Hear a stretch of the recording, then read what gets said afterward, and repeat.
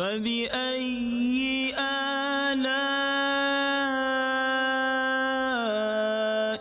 رَبِّكُمَا تُكَذِّبَانِ۔ ترجمہ کنز ایمان، تو اپنے رب کی کون سی نعمت جھٹلاؤ گے؟ الحمدللہ رب العالمین والصلاة والسلام علی سید المرسلین، اما بعد، فاعوذ باللہ من الشیطان الرجیم، بسم اللہ الرحمن الرحیم۔ الصلاة والسلام علیک یا رسول اللہ وعلی آلک واصحابک یا حبیب اللہ۔ الصلاة والسلام علیک یا نبی اللہ وعلی آلک واصحابک یا نور اللہ۔ میٹھے میٹھے اسلامی بھائیوں اور مدنی چینل کے ناظرین، حضرت امام ابن ابی دنیا نے اپنے موسوعہ حسن الظن باللہ، یعنی اللہ تعالی سے حسن ظن رکھنے کا بیان، اس میں درود پاک سے متعلق بڑی پیاری ایک حکایت نقل کی ہے۔ چنانچہ حضرت سیدنا عبداللہ بن عمر رضی اللہ تعالی عنہما سے مروی ہے کہ اللہ کے محبوب دانہ غیوب صلی اللہ تعالی علیہ وآلہ وسلم نے ارشاد فرمایا، قیامت کے دن حضرت آدم علیہ السلام عرش کے قریب ایک وسیع میدان میں ٹھہرے ہوئے ہوں گے۔ آپ پر دو سبز کپڑے ہوں گے اور آپ اپنی اولاد میں سے ہر اس شخص کو دیکھ رہے ہوں گے جو جنت میں جا رہا ہوگا، اور اپنی اولاد میں سے اس کو بھی دیکھ رہے ہوں گے جو دوزخ میں جا رہا ہوگا۔ اسی دوران آدم علیہ السلام سرکار دو عالم صلی اللہ تعالی علیہ وآلہ وسلم کے ایک امتی کو دوزخ میں جاتا ہوا دیکھیں گے تو پکار اٹھیں گے، یا احمد یا احمد۔ حضور سراپا نور صلی اللہ تعالی علیہ وآلہ وسلم فرمائیں گے، لبیک یا ابا البشر۔ تو حضرت سیدنا آدم علیہ السلام کہیں گے کہ آپ صلی اللہ تعالی علیہ وآلہ وسلم کا یہ امتی دوزخ میں جا رہا ہے۔ یہ سن کر میں بڑی چستی کے ساتھ تیز تیز قدموں سے فرشتوں کے پیچھے چلوں گا اور کہوں گا، اے میرے رب کے فرشتوں ٹھہرو۔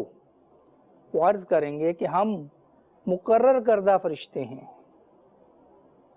جس کام کا ہمیں اللہ عز و جل نے حکم دیا ہے ہم اس کی نافرمانی نہیں کرتے، ہم وہی کرتے ہیں جس کا ہمیں حکم ملا ہے۔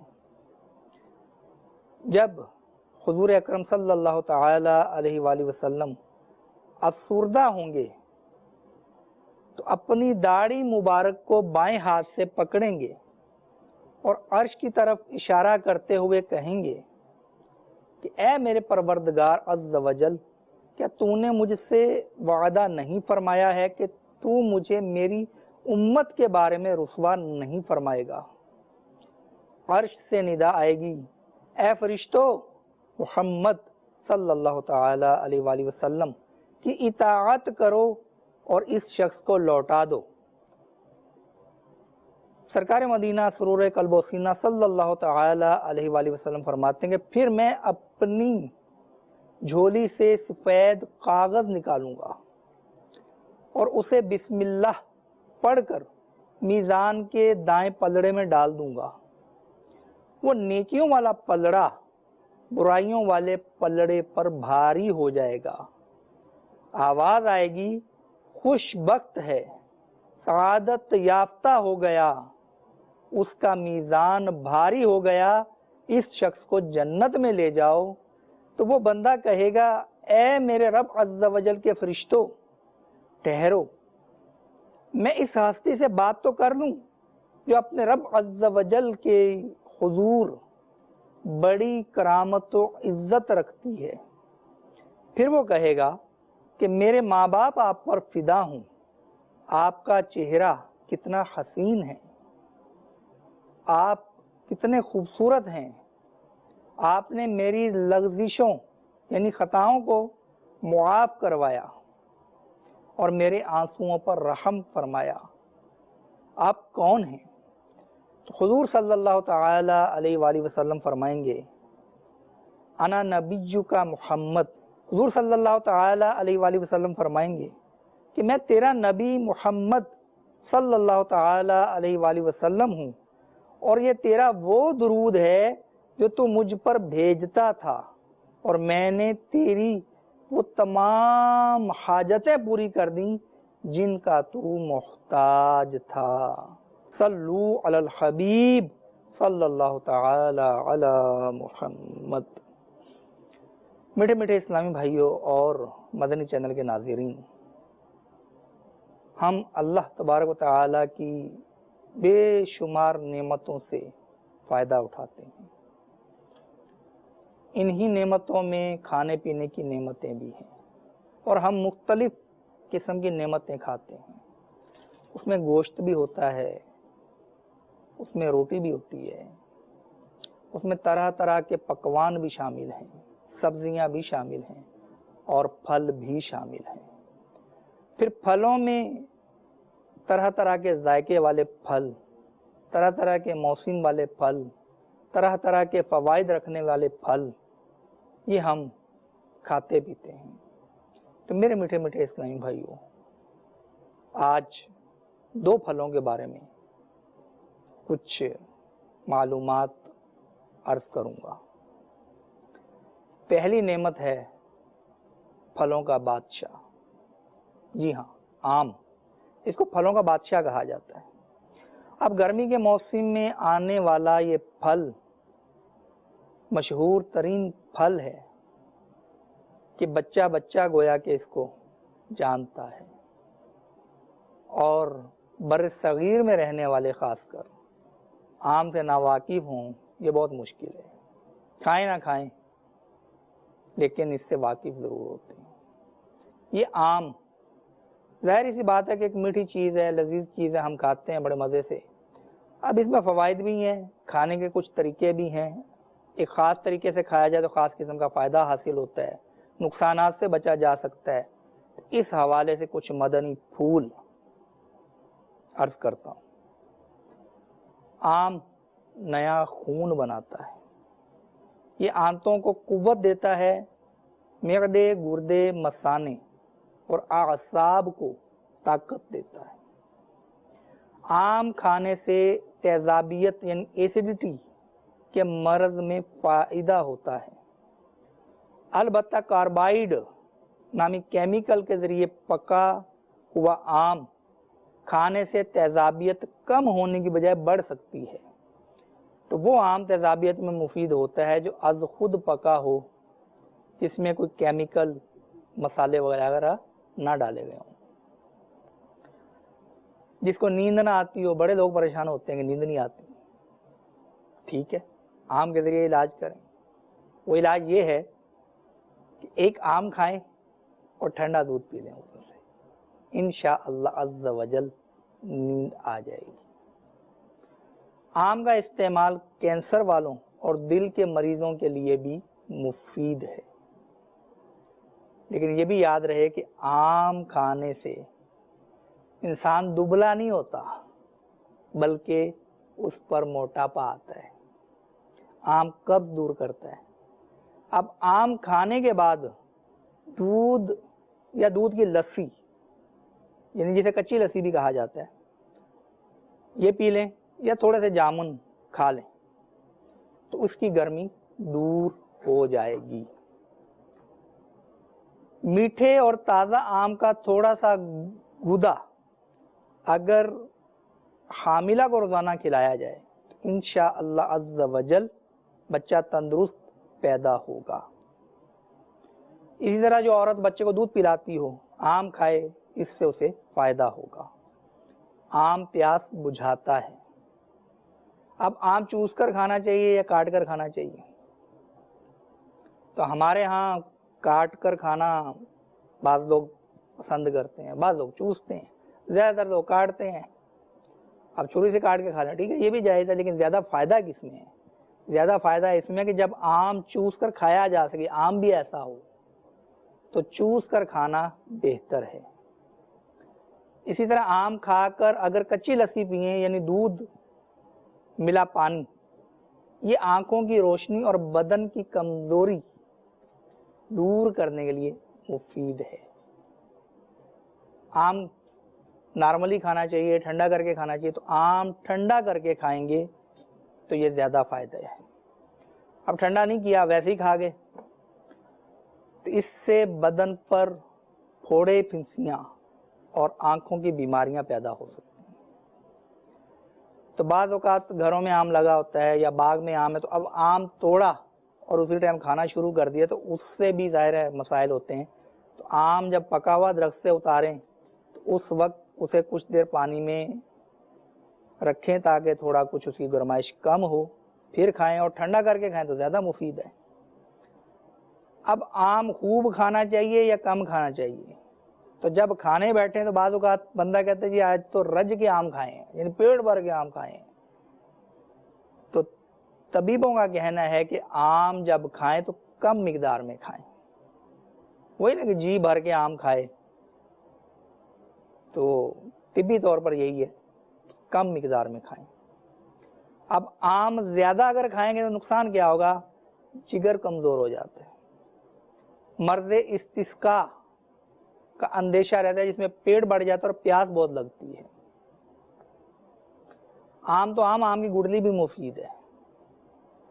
اب آم کی گٹلی سوکھی ہوئی ہو تو اس کے باریک پیسے ہوئے 3 گرام مغز، اس کے اندر مغز ہوتا ہے، پانی کے ساتھ کھانے سے دست یعنی موشن کے مرض میں فائدہ ہوتا ہے۔ قلمی آم ثقیل یعنی معدے کے لیے بھاری ہوتا ہے اور دیر سے ہضم ہوتا ہے۔ اب قلمی آم کی کافی قسمیں ہیں، اب آموں کے نام بھی ہیں، سرولی، لنگڑا آم، چونسا، سندڑی، تو یہ قلمی آموں میں شمار ہوتے ہیں۔ تو طرح طرح کے نام ہیں، انور رٹول بھی نام ہے، گلاب خان بھی نام ہے، اور بھی طرح کے نام ہیں، تو قلمی آموں میں یہ نام شامل ہیں۔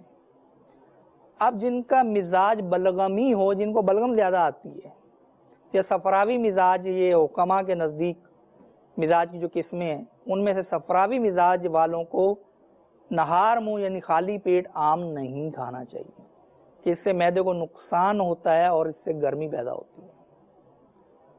اب بعض اوقات آم کھٹا نکل آتا ہے، اب کھٹا آم کھانے سے گلے اور دانتوں کو نقصان ہوتا ہے، زکام بھی ہو سکتا ہے اور خون میں بھی خرابی پیدا ہو سکتی ہے۔ تو ہمارے یہاں کھٹے آم عموماً اچار ڈالنے کے لیے استعمال ہوتے ہیں، تو اچار بھی ظاہر ہے کہ اس میں طرح طرح کے مسالے، طرح طرح کے تیل، اب اچھی چیز ڈالیں گے تو اچھا اچار بنے گا، لیکن اچار بھی ہر کسی کو موافق ہو یہ ضروری نہیں۔ تو اس سلسلے میں اپنے طبیب سے مشورہ کریں، اگر اچار آپ کو چلتا ہو، آپ کی صحت گوارا کرتی ہو تو ہی اچار کھایا جائے، ورنہ لذت لینے کے لیے بہت سے کھاتے ہیں، کھٹا کھٹا اچار ہوتا ہے ساتھ جناب، وہ اور مختلف چیزیں ملا لیتے ہیں، تو ٹھیک ہے منہ میں پانی آ جاتا ہوگا سن کر، لیکن پیٹ اپنا ہے، گلا اپنا ہے، معدہ اپنا ہے، تو اچار بھی طبیب کے مشورے سے کھائیں کہ میں یہ کھاؤں یا نہ کھاؤں۔ آم اور دیگر پھلوں کو پکانے کے لیے عموماً یہ تاجر جو لوگ ہوتے ہیں پھلوں کے، یہ کاربائڈ نامی کیمیکل استعمال کرتے ہیں، لہذا کچھ دیر اس کو پانی میں بھگوئیں، اس کے بعد دھو کر استعمال کریں۔ تو اگر کاربائڈ اوپر لگا ہوا اور یہ پیٹ میں چلا گیا تو معدے اور آنتوں کی بیماری بلکہ کینسر کا بھی خطرہ رہتا ہے۔ اب آم جب درخت سے توڑا جائے تو اس کی جو منہ ہوتا ہے اس کا، وہاں پر ہلکی سی گوند لگی ہوتی ہے، تو اس کو اچھی طرح دھو لینا چاہیے تاکہ گوند صاف ہو جائے۔ اگر ویسے ہی آپ نے چوسنا شروع کر دیا وہ گوند بھی گلے میں جائے گی، وہ گلے کی خراش کا سبب بن سکتی ہے۔ اب رہ گیا آم کے اتنے فائدے جناب، کیا لذت ہے آم کی، آم کی لذت و ضرب المثل ہے، سمجھانے کے لیے کہ آم جیسا لذیذ، آم جیسا میٹھا ہے جناب یہ، تو آم بہت اچھا پھل ہے، کھانا چاہیے، رب تعالیٰ کی نعمت ہے. لیکن اب شوگر والے کیا کریں؟ تو شوگر والے جو ہائی شوگر والے ہیں وہ اپنے ڈاکٹر سے مشورہ کریں، اس کے بعد آم کی طرف ہاتھ بڑھائیں. اگر ڈاکٹر سے مشورہ نہیں کیا اور آم کی طرف ہاتھ بڑھا دیا، پھر آپ کو ڈاکٹر کی طرف بڑھنا پڑے گا. تو ظاہر ہے احتیاط کریں گے آپ ہی کا فائدہ ہے، بے احتیاطی کریں گے نقصان بھی ہمارا ہی ہوگا. تو لذت کو صحت پر فوقیت نہ دیجیے، صحت پہلے لذت بعد میں. اسی طرح آم کا وہ ملک شیک بھی بنایا جاتا ہے، لوگ پیتے ہیں، بچے بھی شوق سے پیتے ہیں. تو دودھ مکس کر کے آم کا گودا نکال کے تو اس کو جناب وہ گرینڈر میں ڈال کے جگ وغیرہ میں ٹھنڈا کر کے پیتے ہیں، مزیدار ہوتا ہے، بچے پیتے ہیں. تو دودھ کا فائدہ بھی شامل ہو جاتا ہے، تو وہ بھی مفید ہے. لیکن ظاہر ہے کہ جن جن بیماریوں میں یہ مفید ہوتا ہے اس کے لیے آپ اپنے طبیب سے مشورہ کیجئے، تاکہ کہیں آپ رانگ نمبر نہ لگا بیٹھیں کہ آپ سمجھیں کہ جناب میرے لیے مفید ہے اور پتہ چلے کہ آپ کے مزاج کے موافق نہیں تھا، اب آپ کو نقصان ہو. تو کھانے سے پہلے سوچیں گے فائدے میں رہیں گے، کھانے کے بعد سوچیں گے تو ہو سکتا ہے نقصان ہو جائے. ایک اور بڑا پیارا پھل خوبانی. اب طبی ماہرین کے نزدیک جو خوبانی ہے اس کو زرد آلو بھی کہا جاتا ہے. یہ تازہ ہو یا خشک ہو، حیرت انگیز اس کے فوائد ہیں، غذائیت زبردست.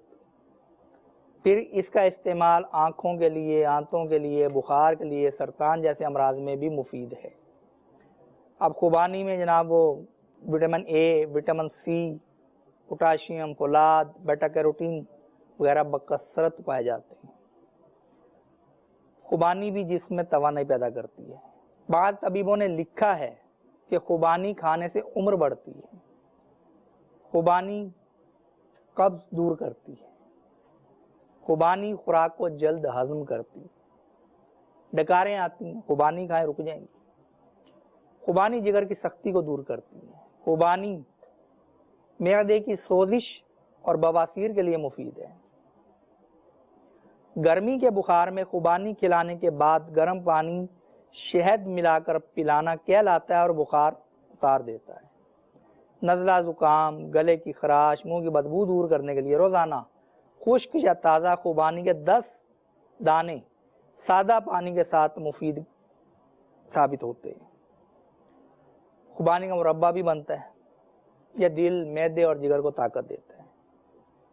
یہ خوبانی کے اندر بیج نکلتے ہیں بادام ٹائپ کے، پھینک دیتے ہیں لوگ. اس کو جمع کریں اور اس کو توڑیں، اندر سے زبردست قسم کا بادام ٹائپ نکلے گا، آپ کھائیں.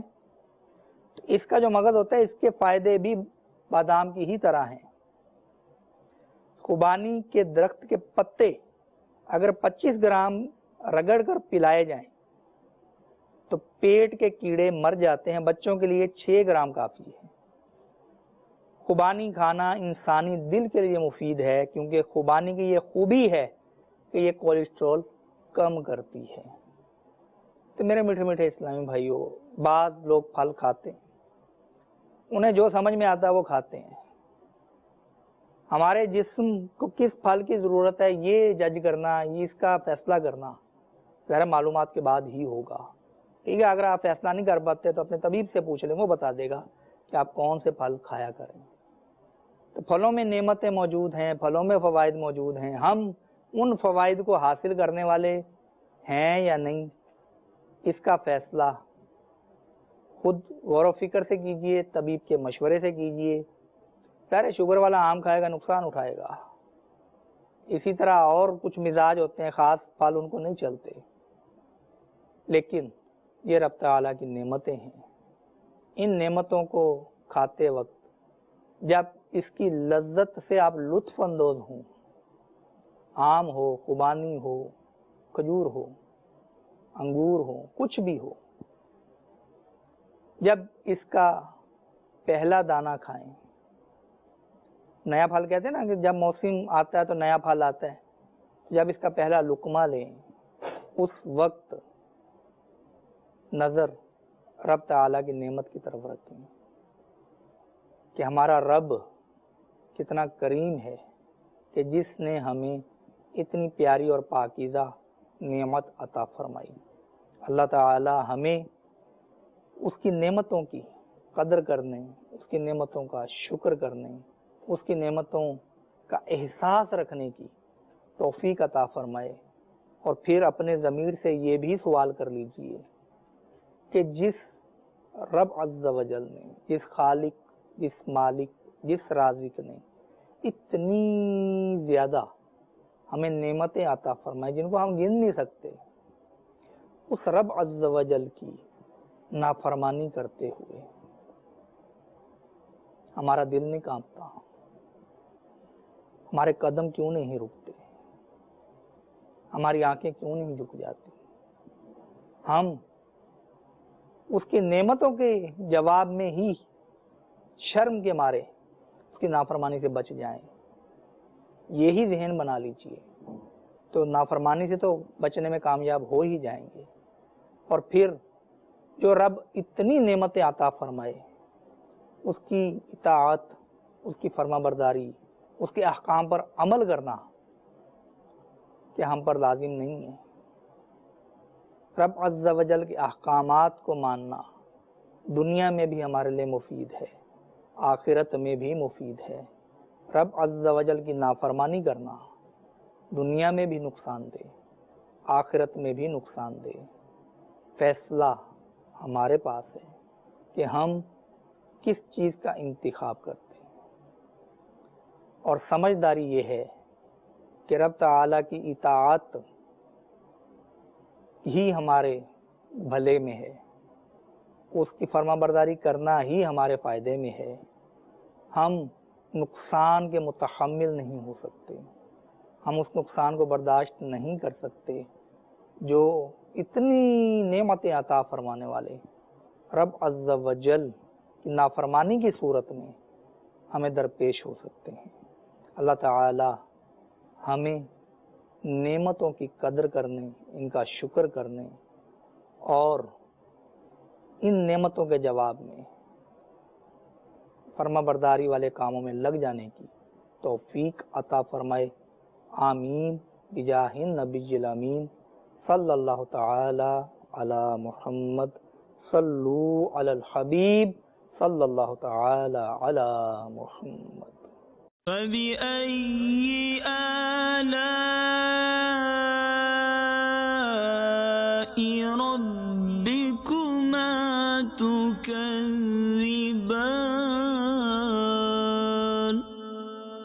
ترجمہ کنز ایمان، تو اپنے رب کی کون سی نعمت جھٹلاؤ گے؟